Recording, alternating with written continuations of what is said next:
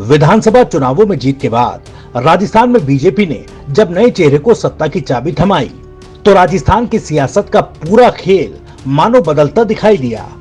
Bhajanlal Sharma CM की कुर्सी पर काबिज हुए तो प्रदेश की सत्ता का पावर सेंटर दिल्ली को बताया जाने लगा। वहीं लोकसभा चुनाव के बाद एक बार फिर से राजस्थान की सियासत में नए पावर सेंटर का उदय होता दिखाई दे रहा है। राजस्थान की सियासत का नया पावर सेंटर अब हाड़ौती क्षेत्र बनता दिख रहा है। दरअसल लोकसभा चुनाव में एनडीए को मिली जीत के बाद नवनिर्वाचित सांसदों की शपथ ग्रहण होने के साथ साथ लोकसभा स्पीकर का भी चुनाव हो चुका है और कोटा लोकसभा सीट से फिर से चुनाव जीतकर आने वाले ओम बिड़ला को मोदी 2.0 सरकार के बाद अब मोदी 3.0 सरकार में भी स्पीकर पद के लिए चुना गया है। दोबारा स्पीकर पद की कमान ओम बिड़ला को दिए जाने का संकेत साफ है कि पीएम मोदी और अमित शाह का भरोसा ओम बिड़ला पर और ज्यादा बढ़ा है। मोदी 2.0 सरकार में जिस तरह से सदन चलाने की जिम्मेदारी ओम बिड़ला को सौंपी गई थी, उस जिम्मेदारी पर ओम बिड़ला ने मोदी के भरोसे की लकीर को और ज्यादा लंबा किया है।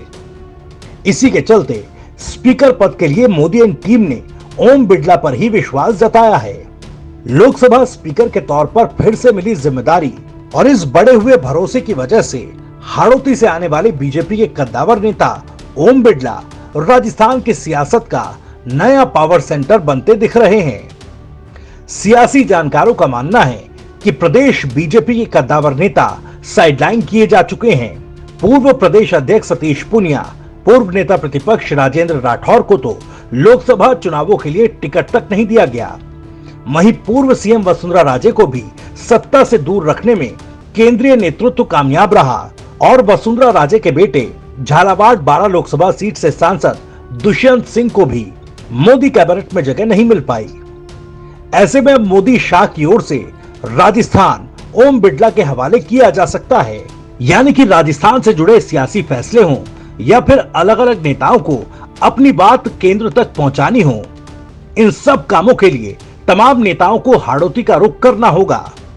ओम बिड़ला के जरिए ही राजस्थान बीजेपी के नेता अपनी बातों को केंद्र तक पहुंचा पाएंगे।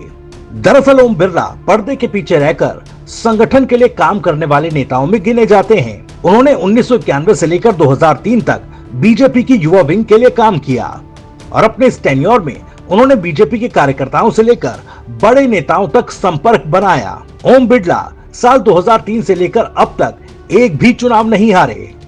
साल 2003 में उन्होंने कोटा से पहली बार विधानसभा का चुनाव लड़ा और जीत दर्ज की।